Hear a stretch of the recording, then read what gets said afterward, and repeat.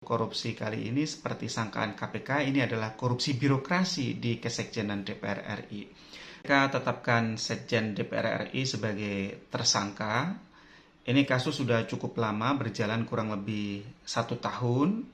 Memang sepertinya berdasarkan keterangan KPK sejauh ini, kasus ini adalah kasus korupsi birokrasi di DPR RI, yaitu adalah kasus korupsi di dalam pengadaan barang dan jasa untuk kelengkapan rumah dinas anggota DPR RI. Namun tidak tertutup kemungkinan juga ada kemungkinan adanya pemain-pemain atau aktor-aktor politik. Mengapa? Karena kita tahu bahwa DPR RI adalah lembaga politik. Oleh karena itu menjadi tugas dari KPK untuk mendalami siapakah perusahaan-perusahaan yang memenangkan tender untuk melaksanakan proyek pengisian kelengkapan rumah jabatan di DPR RI tersebut.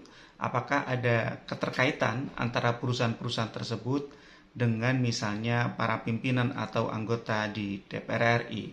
Kalau ada, maka itu harus diproses secara hukum, dicari siapa beneficial ownership-nya, siapa yang mendapatkan manfaat dari kejahatan tersebut, bagaimana kejahatan itu dilakukan, dan seterusnya. Sepertinya yang kita dengarkan keterangan dari KPK sejauh ini baru sekadar korupsi birokrasinya, yaitu para PNS di Kesekjenan DPR dengan jabatan tertinggi adalah Sekjen, Sekretaris Jenderal DPR RI, yang ini tidak jauh-jauh dari korupsi pengadaan barang dan jasa.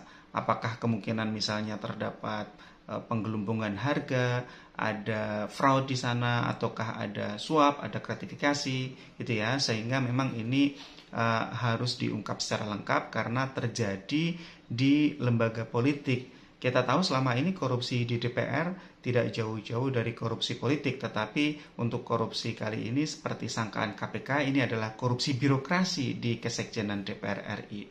Nah, penting sekali lagi bagi KPK untuk dapat mengungkap perkara ini secara utuh, secara lengkap, apakah ini murni korupsi birokrasi atau terkait misalnya dengan aktor-aktor politik, misalnya pimpinan dan anggota DPR RI. Terima kasih.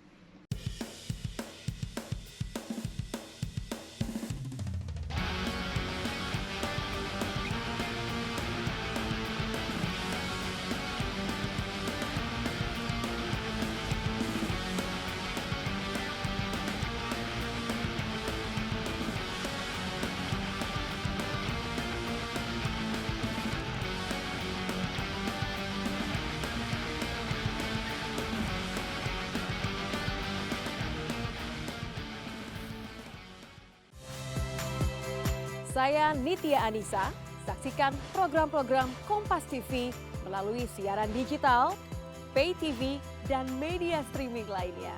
Kompas TV, independen, terpercaya.